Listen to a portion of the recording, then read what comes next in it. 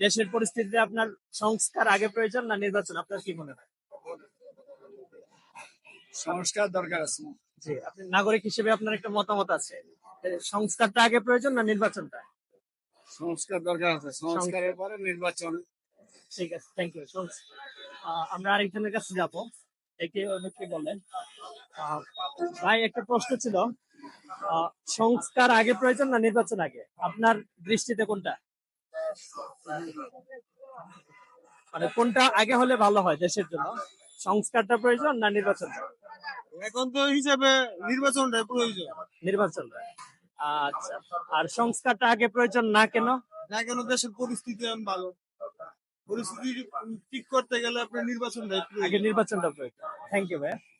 কাকা, সামনে নির্বাচন আসতেছে, তাই আপনার নির্বাচনটা আগে দরকার না সংস্কারটা আগে প্রয়োজন? এখন বাজান যেটা ভালো হয়, নির্বাচনের সংস্থারটা মনে হয় আগে দরকার। কে লেগা সংস্থা না হইলে দেখা গেছে যে জোর দেওয়ার মূলক দেওয়ার, মনে করো জোর দেওয়াইলে তোর কাম হইব না। কারণ এটা লেগে আগে হইলো দেওয়ার শান্ত করিয়া এরপর নির্বাচনটা দিলে আমরা সবচেয়ে মনে হয় ভালো তার হয়। মানে আপনার আগে সংস্কারটা হলে ভালো হয়। ভালো হয়। ঠিক আছে কাকা, আমরা আরেকজনের কাছে যাব। কাকা, আহ, বাংলাদেশে এক বাংলাদেশের নির্বাচন নির্বাচন এবং সংস্কার দুইটা কথাই চলতেছে, তো আপনার কাছে কি মনে হয় নাগরিক হিসেবে, যে সংস্কারটা আগে হলে ভালো হয় না নির্বাচনটা?